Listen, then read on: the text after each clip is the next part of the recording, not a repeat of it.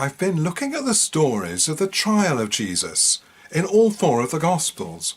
Well, of course, there are differences between them as you would expect if you've looked at my other videos. The most striking one is the one in Luke.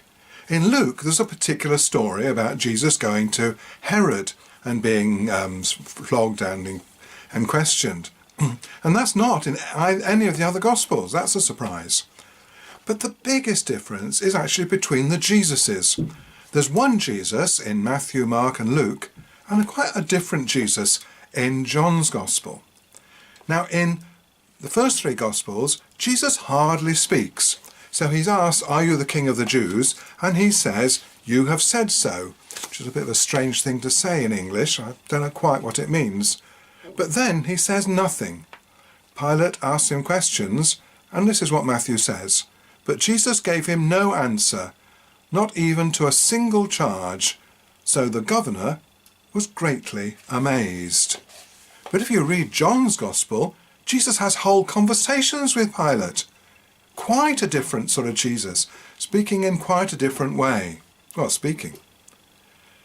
And then I came across a particular sentence in John's Gospel that really set me thinking. Just let me read it to you. Pilate then went back inside the palace, summoned Jesus and asked him, "Are you the King of the Jews?" and so on.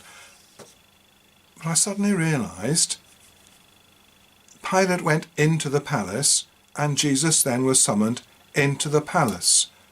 So who was there to witness what was happening?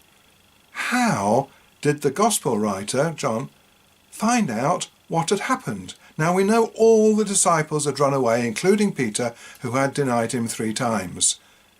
But there is John quoting Jesus as speaking to Pilate. But there can't have been a disciple there.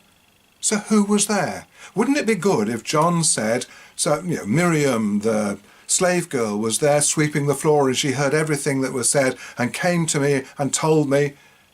But there's nothing like that. There's no way. I mean, it's very, very unlikely that any illiterate Jew would be there in the palace, would be able to hear what was happening and would repeat it. Very difficult to believe, actually. Much easier to believe that the whole thing was made up, I think.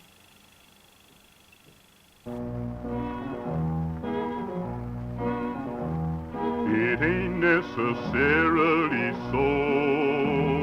It ain't necessarily so. The things that you're liable to read in the Bible